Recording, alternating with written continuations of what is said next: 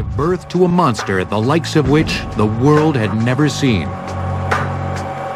Each component was so huge that it had to be specially designed in the factory, and Marion in fact had to develop new machine tools, huge gears, huge crawler track components, huge hydraulic cylinders. These were all of a size that had never been made before by anybody. The Captain at 15,000 tons was the largest mobile land machine ever built.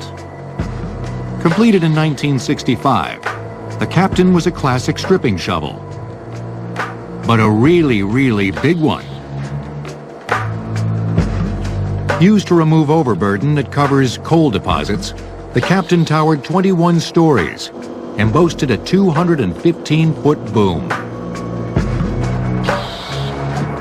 It moved around on 8 enormous crawler tracks, each 45 feet long and 16 feet high.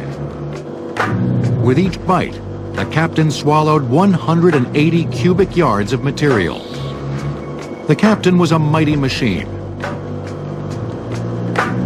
But Bucyrus, not to be outdone, introduced a behemoth of its own. In 1969, Big Muskie shook to life. A dragline like no other, the largest single-bucket digging machine ever created. From tip to tip, the machine was longer than 1.5 football fields and stood 222 feet tall. Its bucket could hold 220 cubic yards of material. This monster didn't roll or crawl around the job site, it walked.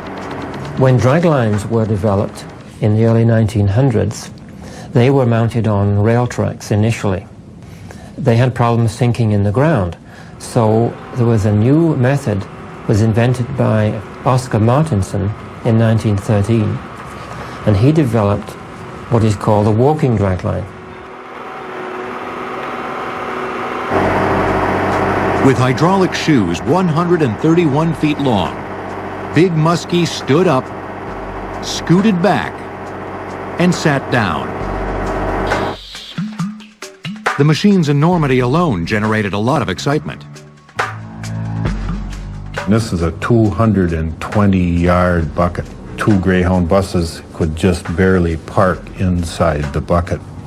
So in the dedication ceremonies, I mean, they had tents set up. They had people from the surrounding area and from the mining company all invited to this dedication. I mean, this was an event. An event complete with marching band.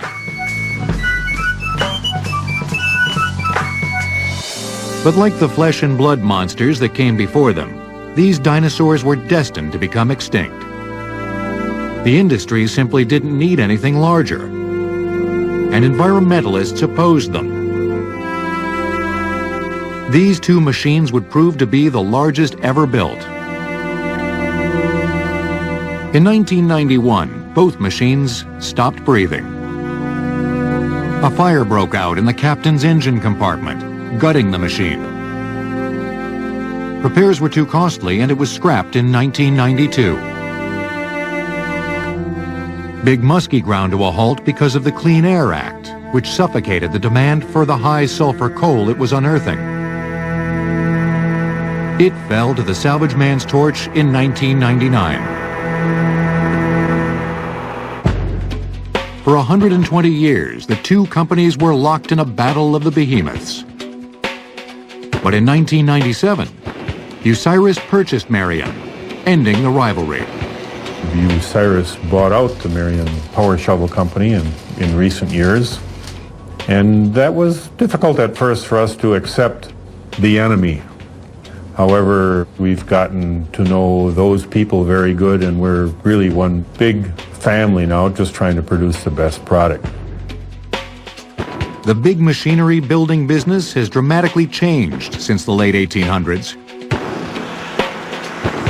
So too has the American mining business itself.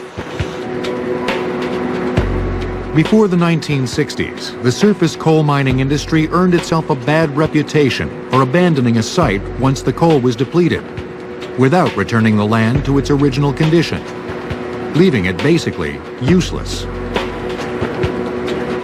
Today, and since the 1960s, that situation has totally changed. There are regulations in place. The companies have to do good reclamation. They salvage the surface soil in several layers, just how it was found, and put it back in the same sequence.